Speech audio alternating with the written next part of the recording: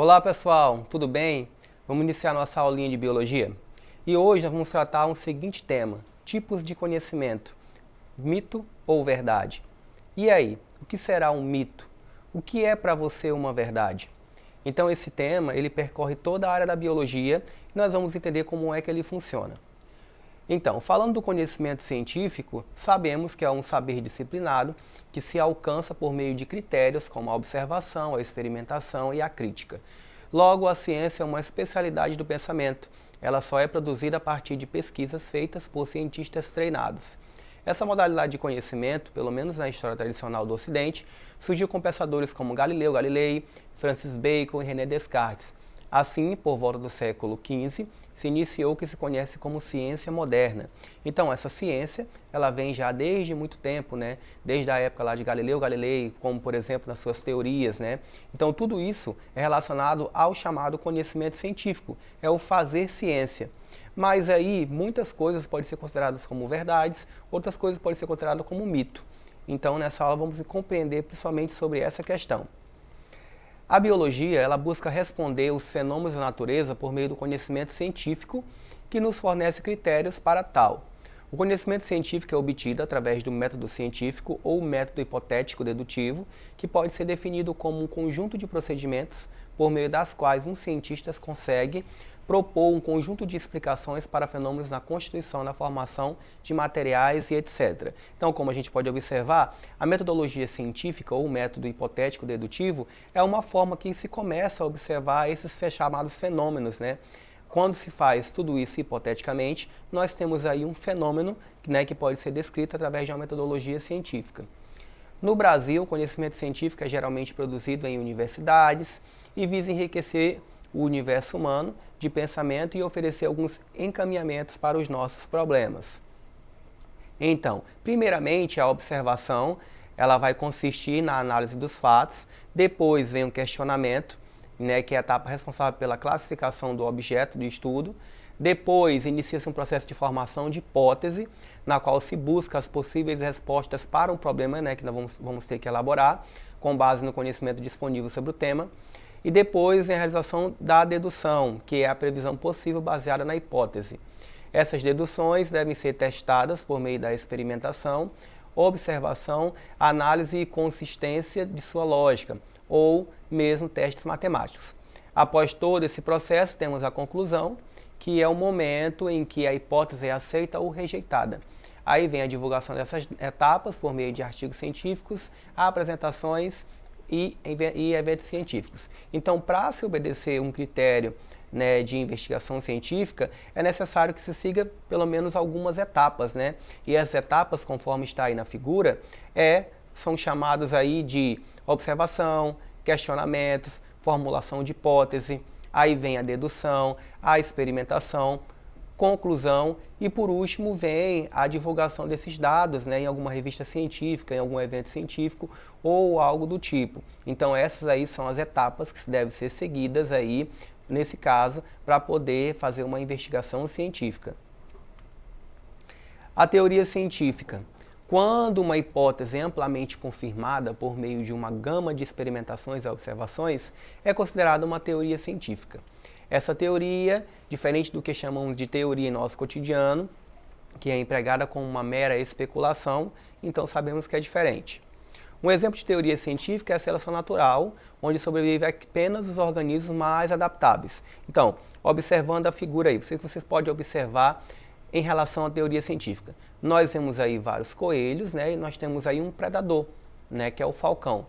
O que eu posso observar? O falcão, ele tem predileção, ou seja, ele consegue pegar coelhos mais claros, né, mais brancos, porque é isso que ele vai conseguir observar.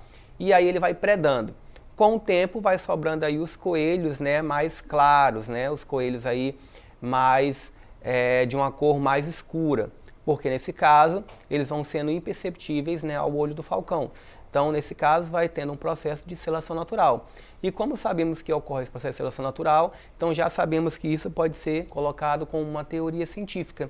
Ou seja, só vai sobreviver aqueles que são mais adaptáveis, né? Ou seja, aqueles que conseguem sobreviver ao meio.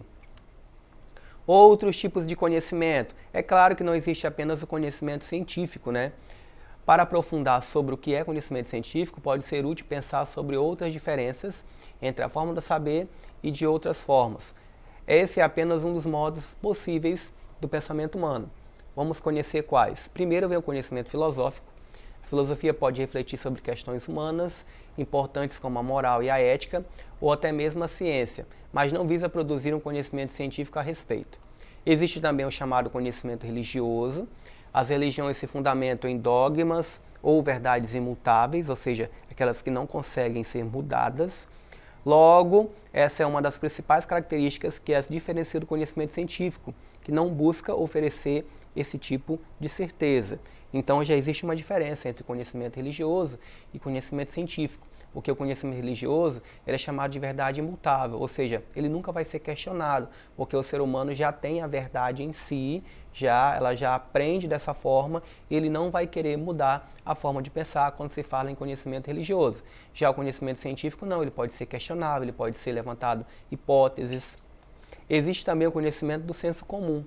O senso comum é baseado nas experiências vividas pelas pessoas cotidianamente, produzindo assim, frequentemente, conhecimentos que passam de geração a geração. Assim, ele é tão complexo quanto a qualquer outro tipo de saber humano. Então, sabemos que o senso comum, na verdade, nada mais é do que aquilo que as pessoas vivem cotidianamente, ou seja, é o que elas estão costumeiramente a fazer. Então, isso é chamado de senso comum. Bom, o senso comum é um tipo de pensamento que não foi testado, verificado ou metodicamente analisado. Geralmente o conhecimento do senso comum está presente em nosso cotidiano e é passado de geração em geração. Podemos afirmar que nesse tipo de conhecimento é categoricamente popular e culturalmente aceito, o que não garante a sua validade ou invalidade.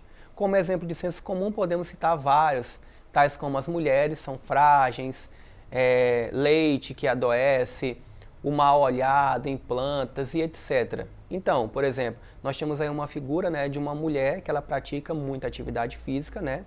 Nesse caso ela é fisiculturista, e a gente sabe que o fisiculturismo é sempre algo que está voltado mais para o público masculino. Mas não significa que as mulheres não podem fazer. É tanto que hoje em dia essa cultura está bem diversificada. Né? Então, através de algumas experiências, através dos nossos olhados, a gente vai vendo que isso vai se tornando cada vez mais comum e vai entrando aí para o chamado senso comum. O senso comum pode servir como um ponto de partida para conhecimentos sistematizados e testados, como ciência, e são necessários para obter um conhecimento de maior confiança e validade. Como exemplo temos, então, o fenômeno do céu nublado, por exemplo. O cientista tem todo um estudo comprovado que após ficar nublado, provavelmente choverá. No conhecimento popular, não se tem a comprovação de que choverá, mas geralmente chove após o céu ficar nublado. Então isso se torna uma verdade popular, o que é passado de gerações e gerações. Então, através do conhecimento científico, nós sabemos que, no caso, quando fica nublado, provavelmente vai chover. Mas não sabemos se vai chover ou não, simplesmente pode ficar nublado. Mas já no conhecimento popular, nós já temos uma ideia fixa de quando essas nuvens ficam negras, ficam nubladas, nós já temos a ideia de que vai chover. Basta ver o tempo fechar, na nossa cabeça já vem, vai chover. Claro, às vezes não chove. Se não chove, isso aí já entra do lado mais científico. Mas o conhecimento popular, nós já temos essa ideia de que realmente vai chover, porque nós vemos que as nuvens estão fechadas, estão nubladas. Então esse é um tipo de exemplo de senso comum baseado aí no conhecimento popular. Vamos agora trabalhar o exercício, vamos ver o que a gente aprendeu aqui até agora durante essa aula. A respeito do senso comum, assinale verdadeiro ou falso. Então vamos lá. O senso comum é o modo de pensar da maioria das pessoas, são noções comumente admitidas pelos indivíduos. Significa o conhecimento adquirido pelo homem a partir de experiências, vivências, observações do mundo. E aí, verdadeiro ou falso? Vamos lá. O senso comum se caracteriza por conhecimentos científicos acumulados ao longo da vida e passados de geração em geração. É um saber que se baseia em métodos ou conclusões científicas. O senso comum é uma herança cultural que tem a função de orientar a sobrevivência humana dos mais variados aspectos, como, por exemplo, através do senso comum, uma criança aprende o que é perigo e a segurança, e o que pode e o que não pode comer, o que é justo e o que é injusto, o bem e o mal, e outras normas da vida que vão direcionar o seu modo de pensar e tomar decisões. E aí, analisando as questões, quais delas são verdadeiras e quais delas são falsas? Vamos lá para a resposta? Então, a resposta aqui é, analisando as afirmações, podemos perceber que a primeira ela é verdadeira, pois o senso comum é o modo de pensar da maioria das pessoas. Então, sabemos que o senso comum é aquilo que está na forma de pensar das pessoas. É aquilo que a gente pensa cotidianamente. E isso pode ser, então, analisado também com o nosso conhecimento popular. É igual aquela história das nuvens que estão nubladas, né? Se a gente vê que as nuvens estão nubladas, significa, então, que vai chover. Mas nem sempre, cientificamente, isso ocorre.